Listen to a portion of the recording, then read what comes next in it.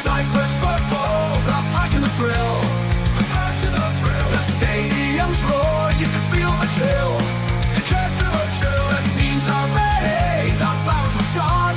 The battles will start with dreams of glory, they'll play with heart.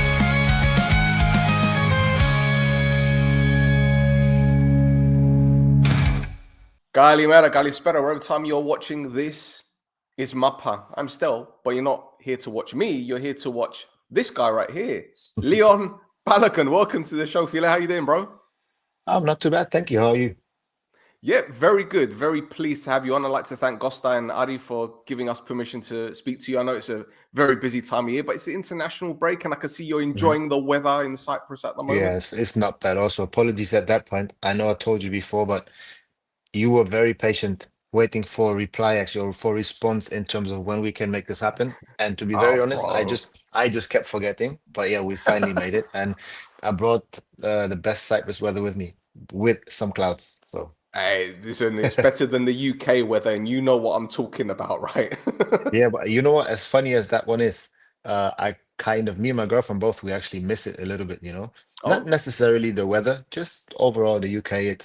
It's been lovely to us. So yeah, and we had like our setup there, whether it was in Glasgow or London, even in Manchester, though that was during COVID. But yeah, it's a nice place to be, um, under the right circumstances for sure. under the right circumstances, of course, of course. So let's quickly talk about your time as a youngster coming through certain ranks, certain academies. What was that like for you growing up in Germany? I mean, I was born and raised there, so it was just me going to football training in the beginning, maybe 3 times a week, and then later on 4 times a week, a game on the weekend. Uh, at the same time, going to school, Hmm. making sure that my parents are satisfied with what I'm doing in school. I don't think they always were, but I made it. I think I've done the equivalent. It's called Abitur in Okay. Germany. It's the equivalent to the A levels, I think, in the UK. So Right. it's the Okay. Got you. highest education you can get, basically, before you then carry on to go to university if you decide to do that. Hmm. And yeah, I've been at a lovely football club called FC Hertha 03 Zehlendorf. Shout out to them. Um, Yep. had good coaches most of the time. Nice teammates, some of whom I'm still very close with now. Hmm. Yeah, but I just played my football basically, hoping to make it one day. And you made it. And you made it. Yeah, kind of. No, I think were, it's fair to say so, yeah. were you always a defender? No, of course not. Started as a striker as all of us, banging Okay. balls. So, And you went back and back so and back, yeah? yeah, I got passed down. I think that would be the under 11s or under 13s probably. Okay. That's when I became a defender because the coach just saw me. I was quite lanky, not very coordinated, always athletic, fast, strong, but my ball control was just terrible. It was Right. or tragic actually. So that guy just saw that in me, my athleticism, I guess, and thought, let me put him in the back. So it was the first year during the under 13s because you're in every age group, you have 2 years. Yes. So he put me there. Preseason went well. Started the first few games. Um, I think for probably the first half of the season, I played most of the games, played really well too. Um, Okay. and then the same coach was dealing with the first and the second team. He put me down the second team because I think I had some sort of physical issue, maybe because of growth. I don't know. I have no idea. I Okay. can't remember exactly. But then put me down. And then when we made the jump to the coach changed eventually for the next season, for the second year of the under 13s. Okay. I can't remember that for sure either. I think I was captain. You would like to think I know, but I can't remember. I think I Hey, was. listen, you've been through a big journey. Of course, you're gonna forget a few things. It's standard. Um, but yeah, and then from then on, it trickled on. Was a good season. Was a defender then, and that Hmm. was probably one part in my early stages where because I almost stopped playing. So when Oh, you then went on to the next age group, which would be under 15s or under 14s basically being the second team, I wasn't taken into the first team, even though I was a starter in my right. year before, and captain, or at least vice captain. And yeah, played there. In the second team, became player of the season, actually voted by the players. Still have the ball back at my parents' place in Berlin. Nice. Every player put something on there. Stupid teenage boy comments, funny. Um, and then in the second year, the same coach who basically scouted players and constructed his first team brought me in. I became a starter, and he asked me early in the season, like, Leon, where were you when you jumped from the when it was the turnover from the under 13s to the under 15s? Because there's two boys I picked who are your age, who were in your in that team, in the first team of the under Yep. 13s, and they've been here this a season with me, but you're so much further than them. I said, Oh, Coach, I've been here the whole time. I even went through those because at the end of the season, you would do some sort of trials. So you would then either do a big kind of trial session just managed by that coach for the next year, or he would invite you to train with the current team, so an age group above, for like the last maybe 4 weeks of the season. You would train with them twice a week or something, so he can assess you. right. And he asked me, where were you during that time? Because you're so much further than these two, and they've been with me for a year. And I'm like, I was there. And he said, you haven't been part of an exchange program somewhere? That was something quite common. Like, what's it called? It's just an exchange program, basically. Some Yeah. students just go away for like half a year or a year to America, Australia, Ah, whatever. so it's like These type not of things. like an exchange program or something. It Yeah, was yeah, just yeah. a, yeah. But I said, no, coach, I haven't been there. I was here. I was there during those trials and everything. I know, I'm sure you went as a coach. I was there. I know I was here in Berlin doing my school, everything. I wouldn't know if I wasn't in this terrible school I was at. So, Yeah. um, Yeah. no. And yeah, then from then on, that's probably when, for the first time, then cracking on, I started to allow myself to dream a little bit, because up until that point, I probably not too many people would have placed a bet on the fact that I make it all the way to the top at one point. So, Well, listen, you stuck at it and clearly you were committed and you've featured for some fantastic teams. And we're talking about mhm, working with some incredible players. I mean, you're at Hanover. Was that where you made your Bundesliga debut? Was it yeah, Hanover? yeah. And then it was Werder Bremen, if I'm not Hmm. mistaken. Hmm. But with Werder, you played with Mertesacker, Tony Cruz, right? No, Tony Cruz was his brother, Felix. Oh, Felix Cruz. Sorry. Yeah, but Sorry. Mertesacker was there, Thorsten Frings, Ah, yes. Yes. Clemens Fritz, who was a German international at the time. Um, I actually he left for Real Madrid then, but Mesut Özil was there in the first 2 weeks still of preseason when Right. I joined.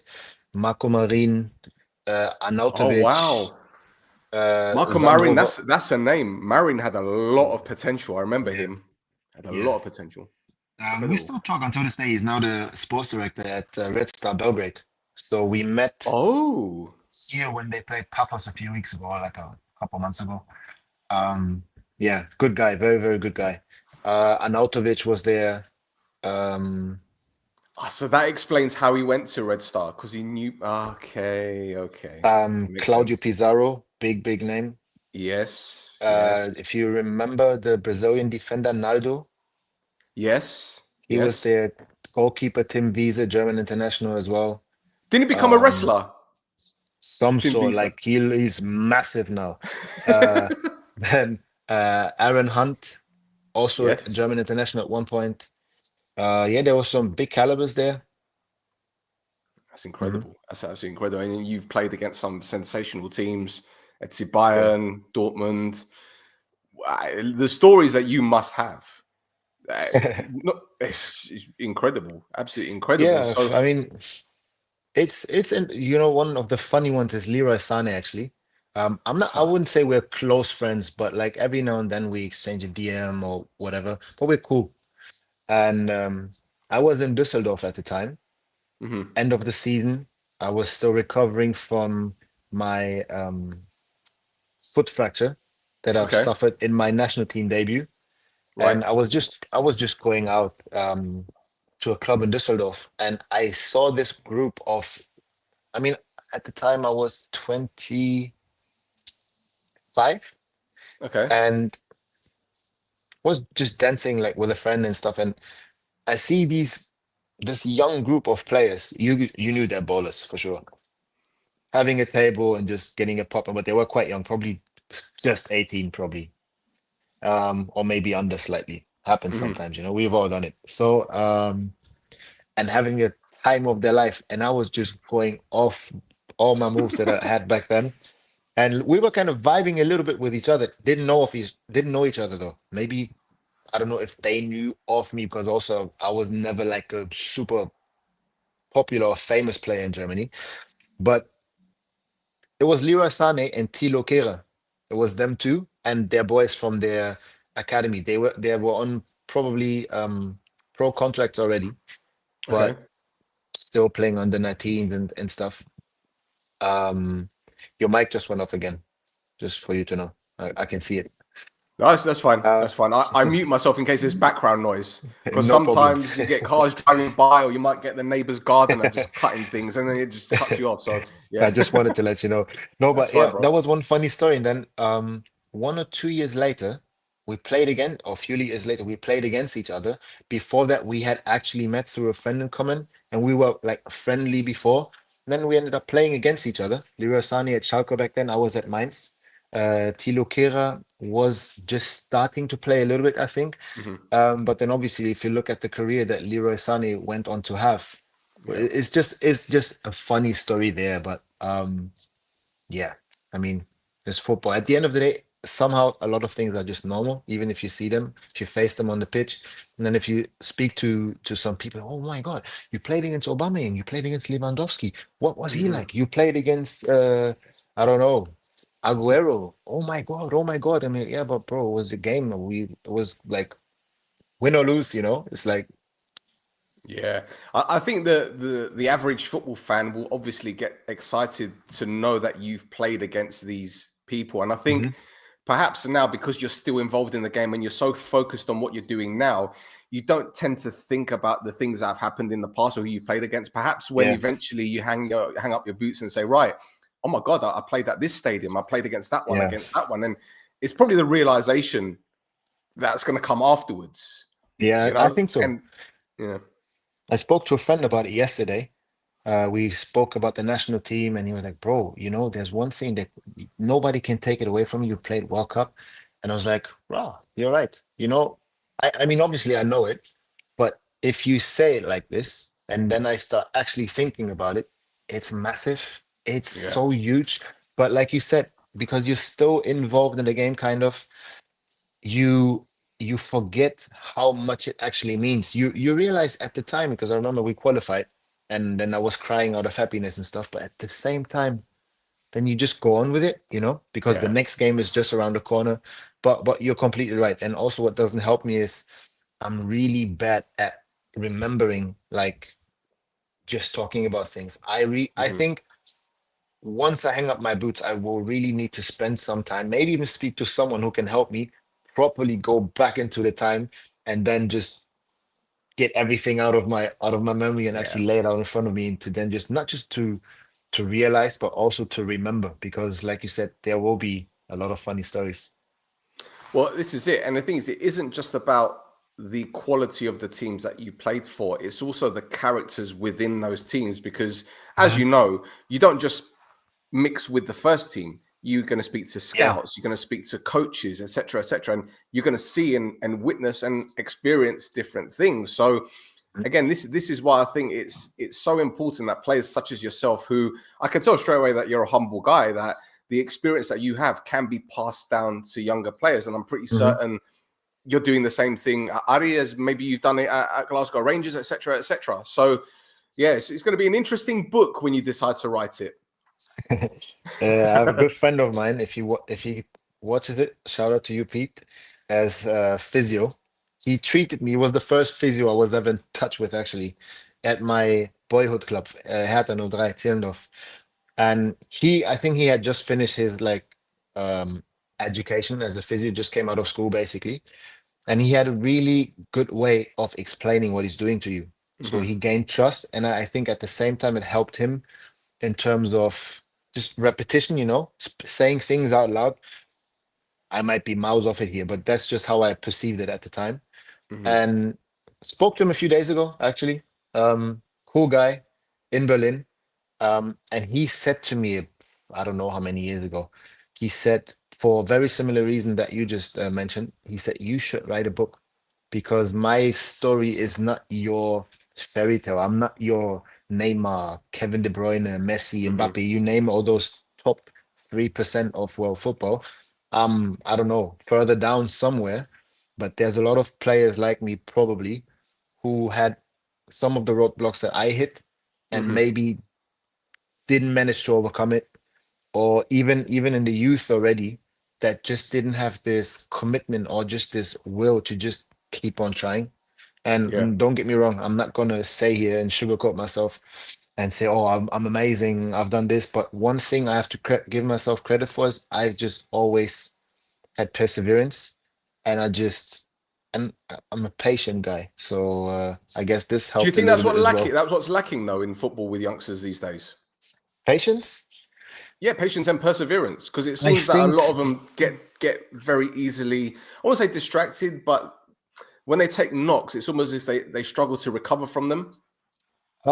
I mean, before I go into that, one more thing, obviously, that I cannot forget to mention is also there's a big portion of luck, okay?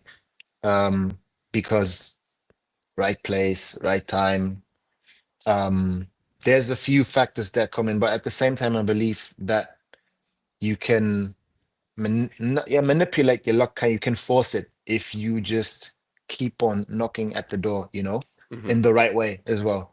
Um, But yeah, coming back to the newer generation, I think in general, even outside of football, it's a thing where resilience is something that is slowly fading away.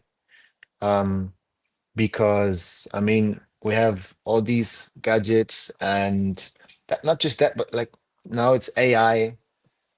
There's so many things. I'm very fortunate that my time to walk this planet was chosen to be uh just in between, Yeah. because I grew up with, well, when the Game Boy came out, I don't know how many years old, maybe Right. 4, 5, Right. I'm not sure, but I saw the rise of these, and I remember my first Nokia, and I'm sure you will remember your first Nokia. You're a few years older than me, so you will know even things. Um, no, I will know these things as well because I have a sister who's 13 years older. So I I, like the I way you was just throw it in there. You're older than me. Look at this guy. not much. Cheers, mate. No, but it's just we can also rephrase it. You're wiser, a few years old, a few Ah, years wiser I'll than me. take that. I'll take that. When people mention my gray hair coming through, I would say it's not age, it's wisdom. So, Well, what does it mean if you don't have any hair? I'm not taking my hat off. Nope. but you have your beard. Yeah, I'm That's Cypriot. hair. We need to have facial hairs. No, but you say your wisdom is there, Ah, stored okay. there. So don't worry, it's there. Okay. Okay. You're No, you're but you're recovering. You're recovering. You're landing. Okay. Cool. All no, right. but it's just I was very fortunate in the time that I grew up in. Um, and it was rougher in certain situations, the way Mhm. older people would treat you in football, especially. I mean, I played even when I was at Hanover. I remember there was one player, I'm not gonna mention his name. If any one of those players should see this, they will straight away know though. He was a youngster, not super young, but he had just basically made his breakthrough for the team, established himself, but still early doors. And you had players like Michael Tarnat, there, Robert Wow. Enke, yeah, Banker. Yeah. Valerio Ismail, Mike Hanke, Hanno Balic was one of the leaders there. Um, good players, like known players as well. And he was the type of guy who was very ambitious, very motivated, really into his health and everything. And but he was a bit too excited sometimes. But there were moments where in training, the typical situation. You maybe put on a tougher tackle on an older player. They don't like it, so they're Mm. trying to intimidate you. Actually, they like it, but just because it's them in a, no. And sometimes this would lead to like small altercations, just verbally. And back in those days, even if you were right, just shut the F up. Don't say anything. This guy, and I could understand it. He was being like, guys, why are you being unfair with you? Like, this is not correct, and you know it. You know this was not a foul. He would just keep talking and keep talking. They Mm. told him, shut up, shut up. And those were the days when then sometimes you just saw like three, four players looking at each other. Gotcha. Gotcha, mate. Mhm. Next situation, they would pass the ball to one of the senior players. He would take a big touch. The guy would come storming with his dynamics and his enthusiasm, and they would just all wait and then just clamp him, and Yeah. then afterwards get up and say, "We told you to shut up." So Yeah. it's I'm not saying that this is right, but there was more of a hierarchy. And nowadays, like a lot of things are being taken for granted because academies develop, younger players are ready earlier, they get to earn good, decent money a lot earlier. They are being they give them the feeling that they're on top of the world already, even though they might Mhm. still play under 17s, under 19s, and then they come into senior football, and then a lot of the time they don't know what hit them. Yeah. So I always take Jude Bellingham as an example. I don't know him personally. I've heard a few stories here and there from Dortmund and this and that, but just his whole demeanor. He's like an old soul, the Mhm. way he plays the game, his attitude, everything. And that's something I admire about him because how old is he? 22, 23? Something like that. Yeah. He made his debut when I was what, So 15, 16? yeah, Something like that. so and the champ, in the champ, Yes. which is a tough league physically, especially. Oh So yes. that huge credit to him. And it's a dying breed. Joshua Kimmich at Bayern Munich is also somewhat of an exception because for me, he's part of that generation that is, in terms of age, obviously behind me, where there's a lot of players who do have those characteristics we just spoke about, like don't be too harsh on them, but at the same time treat them as a king. And Mm. I'm exaggerating. Not all of them are like this, Yeah. obviously, but it's just where everything feels a bit like there's less resilience. They're a bit softer. They're very entitled, play 5 games and then they think they can walk like this in the dressing room and call Mhm. all the shots. Like you have these, but you have it everywhere. And I think that is probably one massive change compared to when I was young, let's say between 20 and even 25. But then again, when I was 25, people started telling me, "Oh, you're getting old." When 3 years prior to that, they told me as a center half, "You've got loads of time. Your prime is Yeah. not coming before 6, 7 years." And then 2 years when my prime was supposed to hit, they just told me, "Oh, you're getting old now." I was like, "Oh, wow, what happened here?" So Yeah. it's Yeah. interesting. Well, I've got a question with regards to the younger players who do feel a sense of entitlement, that do show up at the dressing room and behave a certain way. Now, while it's not necessarily the responsibility of the older players, the ones with experience, to guide them, Mhm. would it would obviously be a big help to the youngster, but also the club if the older players were to step in and say, right, listen, lad, Mhm. wind your neck in a little bit because you've achieved nothing yet. I'll give you an example, Mhm. like the story here about Roy Keane. A Mhm. perfect example.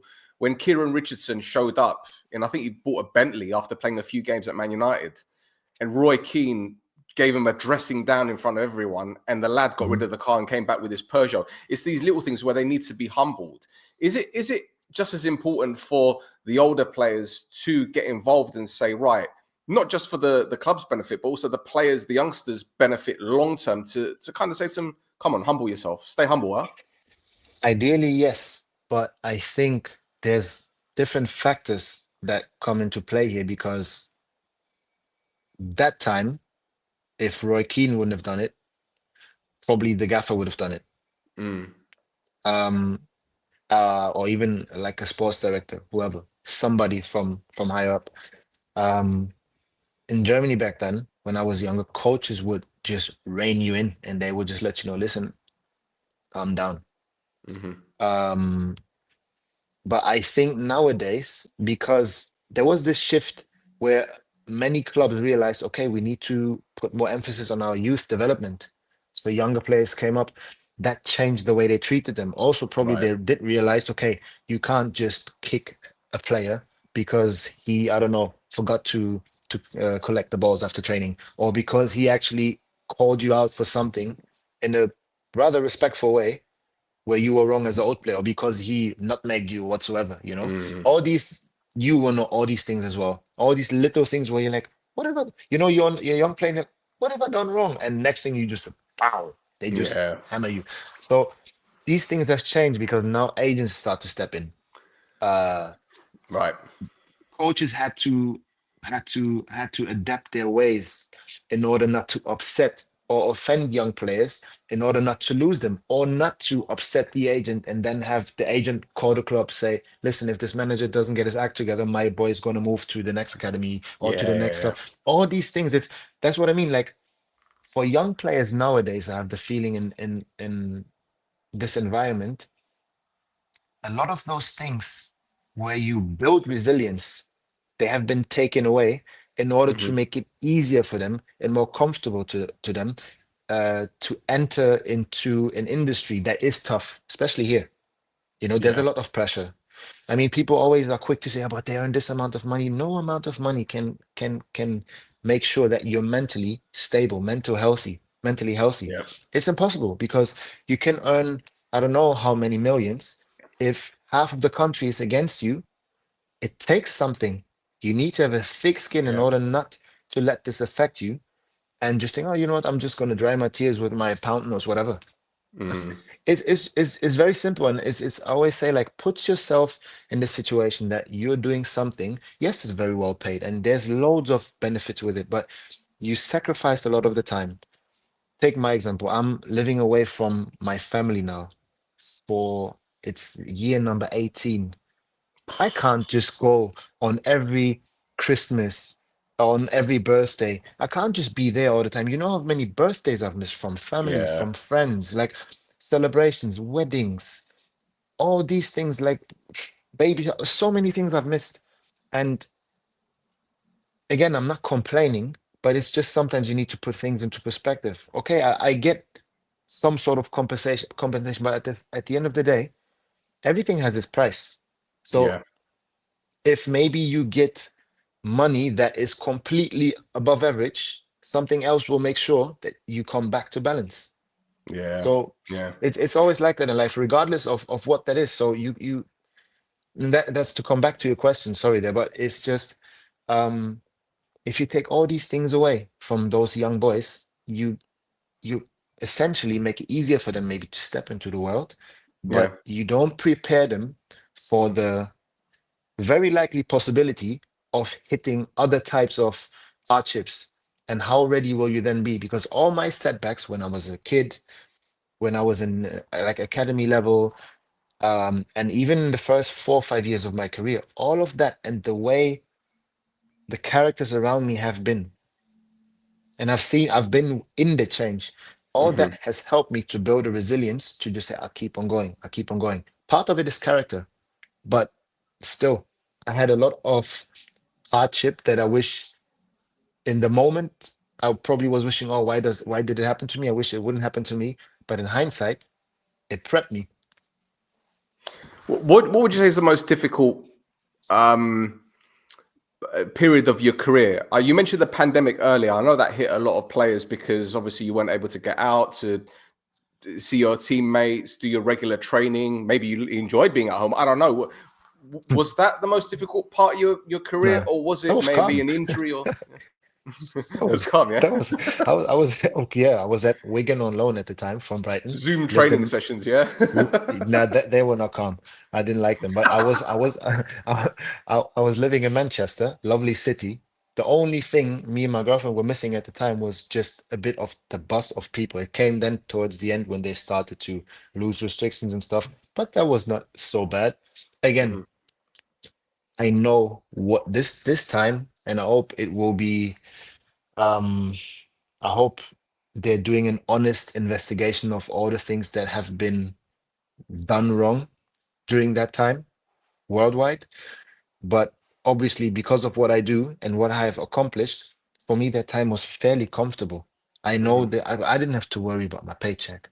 I didn't have to worry. And even if there would have been any sort of issues because of my career prior to that, I could live comfortably, you know. I didn't have to worry about, oh, what's gonna happen next. No, I was comfortable. I was at peace, more or less. Mm. All I had to worry about is, okay, make sure you're fit when football continues playing, and hopefully this ends soon. That was it. So that was fine. My most challenging time was probably, um, even though it didn't feel as much of a challenge back then, where faith helped me a lot, was when after that injury I mentioned, I got injured during my international debut for Nigeria in 2014. Um, broke my metatarsal. All right. Metatarsal, Yep. yeah. That's also yeah. Came back. The club back then, Fortuna Düsseldorf, I hadn't played many games. Uh, I remember I had this cast on and was on crutches, and I walked into the office of the sports director 3 months before my contract was expiring, basically. And he said, "Yeah, we're having all these talks with players to tell them, okay, if they have a future, if they don't have a future here. With you, we're not sure yet. We're a bit torn, but at the same time, it's not a definite yes. So maybe speak to your agent already, just to be prepared."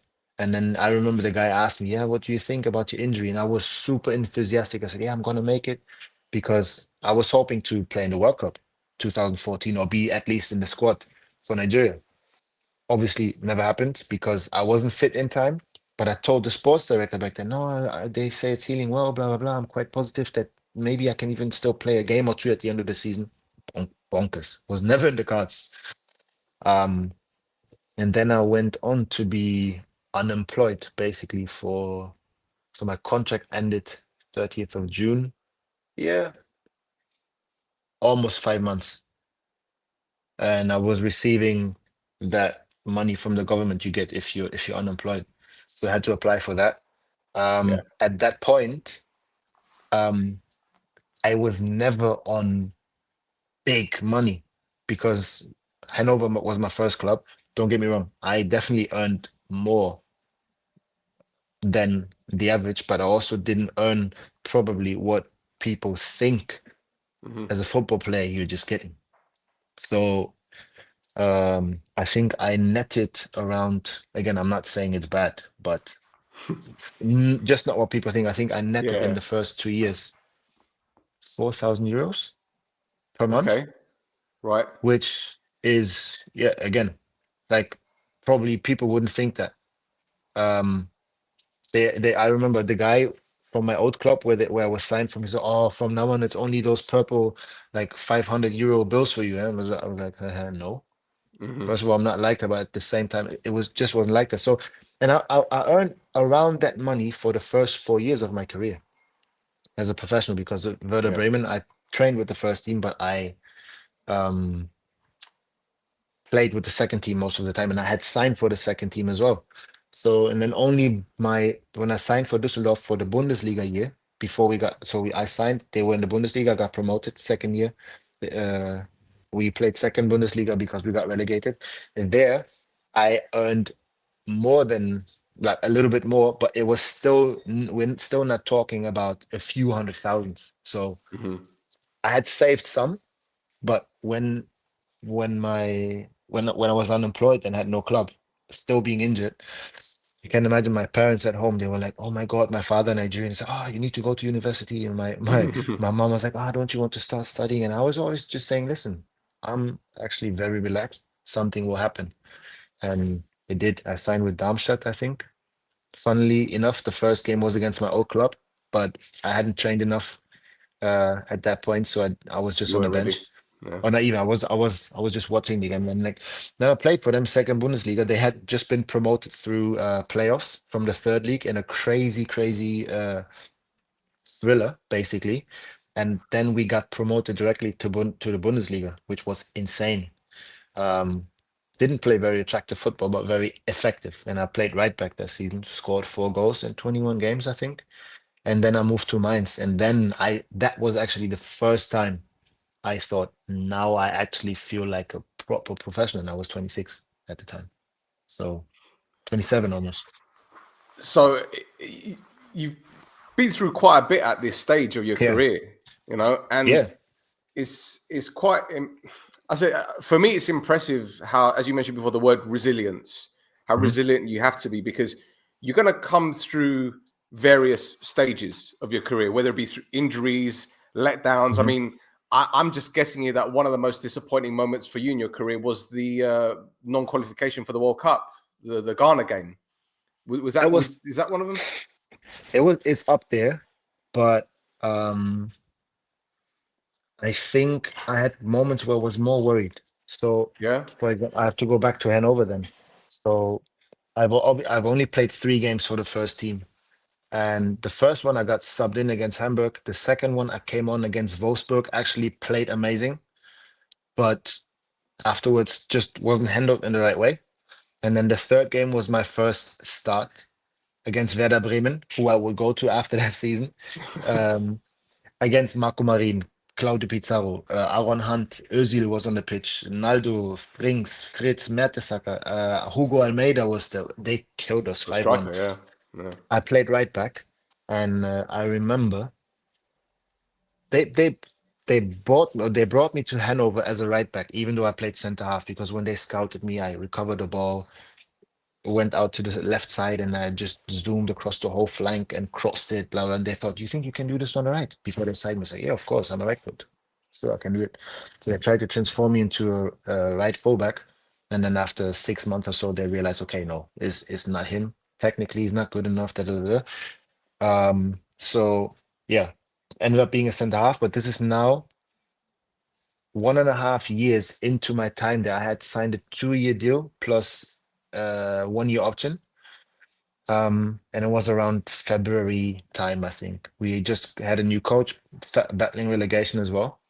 And he said to me, I remember that he wasn't a big fan of mine in the beginning, but he saw me during the training games because we would play once or twice per week. We would play 11 against 11, the Right. starting 11 against Reserve the 11. Yeah. bench, exactly.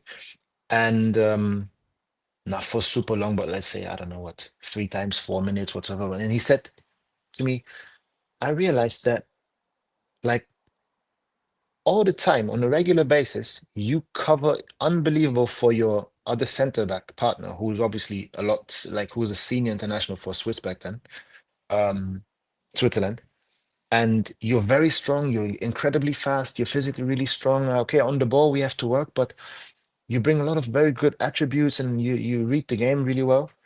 And you remind me actually of Benedict Hövedes and Per Mertesacker. That's what he said to me, because you There you seem to, go. you're quiet but you have some intelligence about you, right?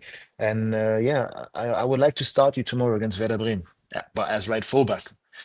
And my heart sunk. I was buzzing, but my heart sunk as well, because look, I had no confidence. I was liked in the team, but in terms of the player that I was at the time, at 21 years old, I wasn't rated very highly, because I've trained And the with them, position they yes. put you in as well. I mean, as a center half, yes, but I was just training with them. But basically, Yeah. I was on the bench maximum, or I played with the under 23s. So I had zero confidence.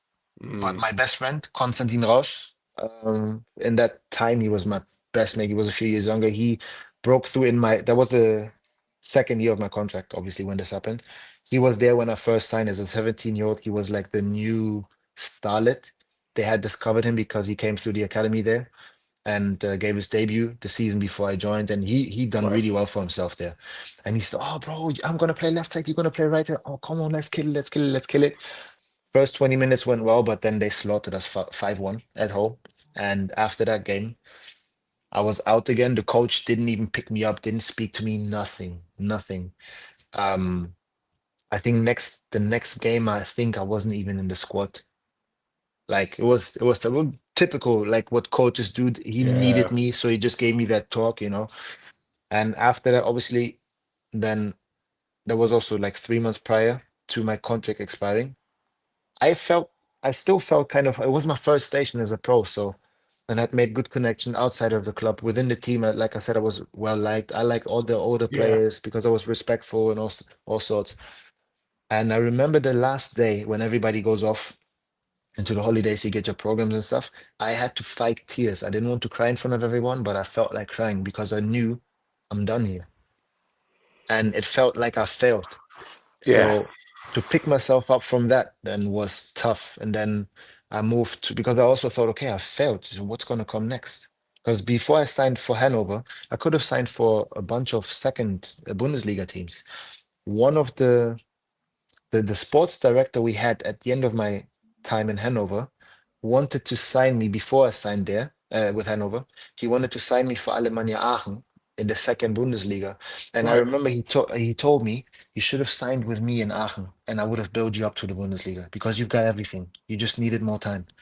So these things, having those in my mind, and then okay, what's going to happen next? What's going to happen next? So I signed up with Werder Bremen. Funnily enough, second day of preseason with the second team. Basically, they played third Bundesliga. Second day of of the preseason, I run into the then sports director Klaus Allofs, and he says, "Huh, Leon? After all, you ended up here. Guess what happened? Before I signed with Hanover, I was in Werder Bremen. I sat in front of Thomas Schaaf, the coach back then, and Klaus Allofs. I remember they gave me a Naldo shirt because they asked me, yeah, let us give you some, let us give you something like a little Yeah. thing to learn me in, whatever." And who's your favorite players from our squad? I said, Naldo. And they were like, yeah, we thought so. Here, that's one of his shirts. So they gave me one of his shirts from the fan shop, and but I ended up going to Hanover because in Werder Right. Bremen it would have been third. I would have signed for the. I think they probably would have given me a contract for the first team, but I would have been planned for the second team and to be Right. developed in the whatever. Anyway, he then said, "Yeah, okay, cool, nice to have you here now. Finally, after all, we meet again." And after a week or so of preseason with the second team that I had signed for, they said, "Right, Leon, you wanted to have number six. You can't have Mhm. it because you're gonna be in the extended squad of the pros." And from that day on, I've trained with the pros almost all the time. So they changed my number. I was part of the pro squad. That's then how I saw Özil, and that's how I then got to know all these characters, Mertesacker and all of them, trained with them, um, which was great. And from then it was okay. From there, I moved to Düsseldorf. That was cool. Then there came that at the end of my career of my contract there came that injury for the national team. Like I was literally buzzing such a high being subbed on, and then after 20 minutes, I suffer that injury, and that basically bombarded me into being unemployed. Uh, Well, look, so things work out eventually. I mean, you ended up playing in the World Cup. You won a penalty yeah. against Argentina, which Yeah. Victor Moses scored, if I'm not mistaken. You know, you're Ah, at Brighton for a bit. was it Was Victor? it? I think it I might be think it Victor was Moses. Victor or Igalo, Odion Was it Igalo. Galo? I Was it think, Galo? but I'm not entirely sure. That's a Could be Victor VAR it. Moses. VAR it. With Let's VAR check it. But Victor Moses was a cold penalty taker. Yeah. Yeah, yeah. Ended up at Brighton as well, and that was Mhm. round about the period which, if I'm not mistaken, was when they started using the data analytics when Bizuma came in, Before and already. before, yeah, Yeah, because before. Pascal Gross, he was That's right. I remember he told me at one point, he said like großer or lange, like you call tall people. He said, lange. I Yeah. know. My agent told me something. Da, da, da. They one of the main things they liked about me was some crazy stat. I think about his set plays. He had some Ah, crazy, some super high percentage in the conversion of his set plays, free kicks and corners. right. Okay. For the team he played for previously, and that was one very big thing for them apparently. Not just that, but yeah, no, but it's true. Like, I So mean, Tony you Bloom, he's now making his thing at Hearts as well. at Hearts as well, yeah. Not messing about at all. Knows what he's doing. And then you went to Glasgow Rangers, and bro, I know there might be quite a lot of Glasgow Rangers fans watching this particular podcast, and you've had some really good success at the club, and you know you play with Connor Goldson, and I think was Stephen Mhm. Gerrard the head coach at the time, if I'm not mistaken, when you were there. But there's Legend. one question, and people are going to say you wasted the question on Glasgow Rangers. Jermaine Defoe, Mhm. JD. how good was he as a finisher? Hutch. Bang. We still as I'm like recently started sending each other memes and stuff just on IG, but it was always the thing. I said to him, bro, because he's not the tallest striker, but he's so strong. And I remember he posted something on his Instagram story the other day. They asked him to describe players, I think, in one word. And he described all these players, and then he said about himself, I think he said goals or something, and I commented on his story. I said you should have said touch bang, because that's what we kept Mm, saying to each other when we were on the bench in certain games, and we had a chance. He said, Lee, you should, that's what he called me. I said, Lee, see, if this is me, touch bang, bro, no messing about. Just quick, he's a quick thing, brother, quick thing, bro. Nah, yeah, like yeah, he's a yeah. legend, honestly. What a striker, and what a guy as well. The reason why I mention him is because I have a friend called Leon Knight. Mhm. Leon Knight was a Brighton legend. He scored the goal that got them promoted. Scored the goal at the Millennium Stadium. Scored a lot of goals. He was playing up front with Chris Iwelumo. He then went to Swansea where he played with Akin Fenwa and Lee Trundle. Mhm. But Knighty and Defoe grew up together at Senrab, Okay. the Sunday League team. And they both went, obviously, their own ways. Knighty went to Chelsea and then he played for various clubs. And then, obviously, Defoe played wherever he played. But whenever I speak to Knighty about Defoe, he's like, this guy was a killer, Yeah. absolute killer. And Knighty scored a lot of Jokes. goals in his career, man. So for him Yeah. to say that about JD is ridiculous. Nah, JD's jokes, honestly, in front of the goal. I remember one session we had, and he got a ball, and I thought, yeah, okay, I know he likes it if you if you can have some contact, but because he can roll you and just shoot. But I thought, nah, I've Mm-hmm. got you easy on this. And he just held me off with his arm. Said, brother, you've been in gym recently. Said, and then he just looked, and he just looked at me like in his typical, he's like, bro, don't mess with, bro, touch, bang, you can't touch me. Come on. Touchback. I don't, I just remember he was just, that was insane. Like he was so strong. Like obviously low point of gravity as well, but he held you off, Mhm. took one clean touch, maximum one more to set his shot up, and then just bang. Yeah, Insane. yeah. Clinical. But you listen. I've mentioned players that you've played against and played with. Now you're at Ari. You're back with Connor Goldson. Did he have Mhm. something to do with you going there? Did he have a For word? sure. Yeah, Yeah. for sure. I think they asked him quite a lot about his opinion on players, because I think they were looking to get another centre half. And when he reached out to me, I think a day or two after I posted that I'm leaving Rangers, um, and he said, "Ah, bro, if I would have known this before, I would have asked you before. But look, they're looking here, and I mentioned your name, and they really like you. So could you imagine? Like, what do you think? Should we reunite one more time, like back in the old days?" I said, bro, would Mm. love to, because I had nothing at the time.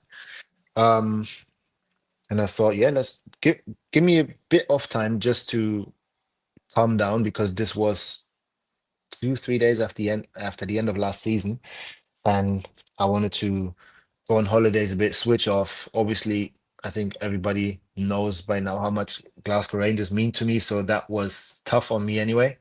And I just wanted a few days to just clear my mind and, yeah, take things in a little bit. Um, but definitely, yeah, he contributed for sure. There you Guess he go. liked There you to go. play next to me as well. I hope, at Of least. So. course, of course. Well. Listen. At the end of the day, right, when you got a good relationship with your central defensive partner, it makes life a whole lot easier. I'm assuming For you've got the sure. communication, you've got the experience. But when I look at that Aris squad, and look, people, there's so many great people at the club, like Yannick Gomis. God bless him. He's Mhm. such a cool guy. Yeah. I mentioned the other ones that obviously you and I know. But you joined the club at a time when there was a new head coach. Obviously, it wasn't a great season for them last year. Um, I guess the season's going well so far. Joint top at the moment. Happy with it? For sure. But I think it's fair to say that we definitely dropped a few already.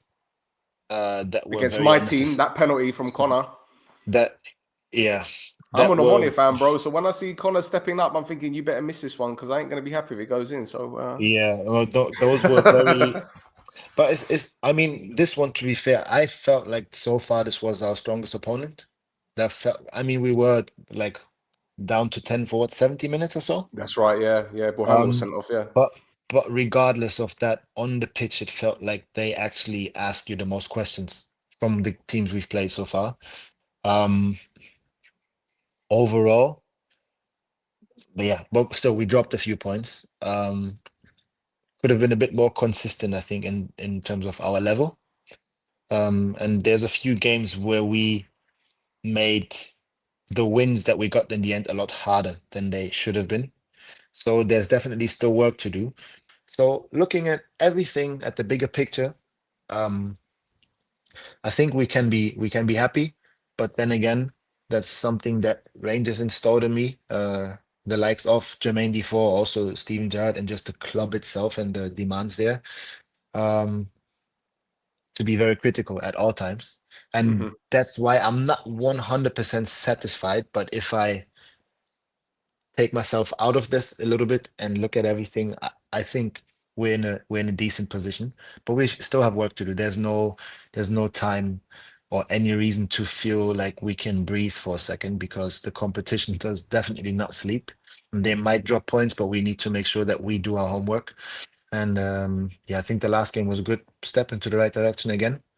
Um, yeah, long may it continue. Well, for you, not for me as an Omonia fan. I'm just saying. I'm just saying. No, also for you, For exactly me. that way. Thank you. Couple quick questions, bro. You've only been in Cyprus for a few months. I'm not going to ask you Mhm. about the culture and everything, because I'm pretty certain that you're enjoying life and everything in Cyprus. Although they do things a little bit different out there, like parking on the pavement and parking a bit like that. Yesterday, a But guy almost fought me because I tried to park and he felt I'm blocking the road for 10 minutes, which was like, it was insane. It was intense. I couldn't believe it. well, Yeah, he this is threw a Cyprus. full tantrum. Yeah, but again, I mean, I've seen things before. Um, I've seen, and this is not even to down talk on Nigeria, but in Nigeria, things can obviously get a bit out of hand, even though Oh yes. something like this never happened. But let's say I've been around different cultures where people have a different temper, or things can get heated quicker.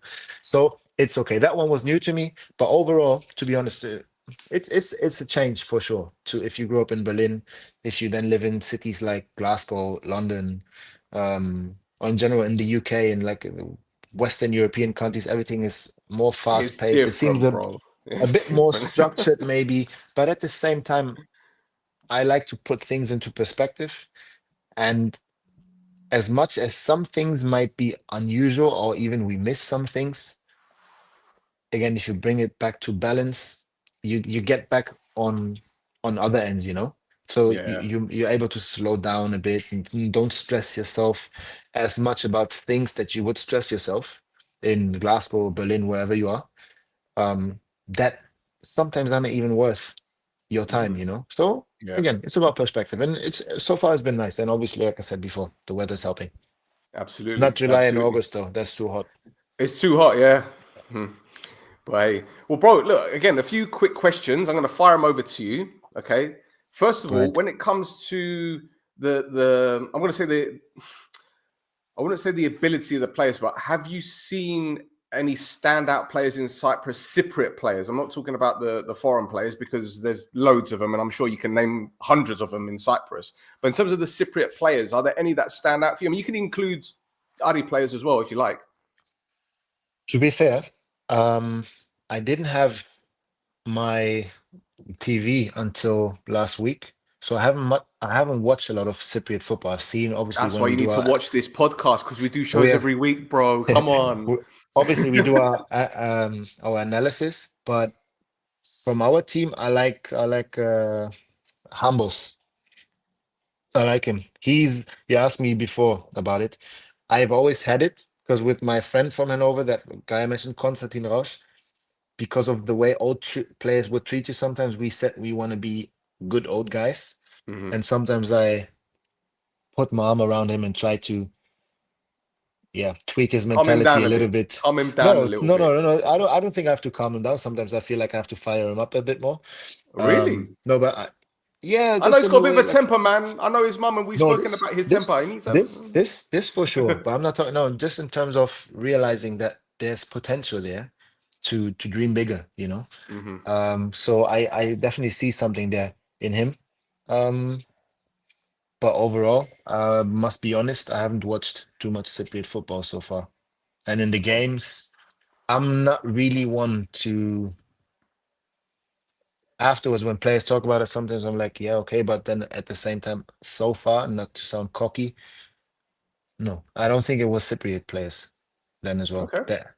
That's fine. So No problem. No problem. Well, look, here's the burning question. This is going to be the most difficult question that someone has ever asked you. Okay. Are you ready? Are you ready? yeah. If you look at the Aris squad right now, Mhm. and you're holding a kid's birthday party, who is doing the music, the entertainment, and who's making the cake? Oof.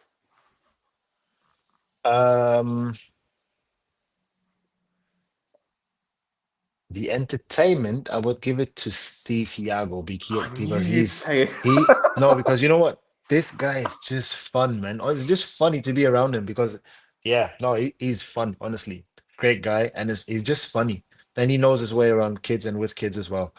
The music,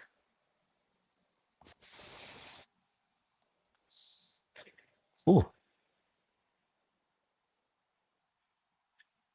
I would probably give it. No, I would give that potentially to Vanna or Korea.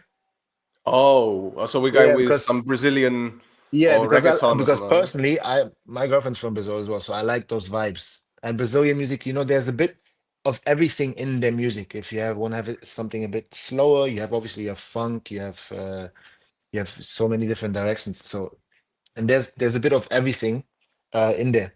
So and I think for a birthday party for kids, that gives you a good foundation.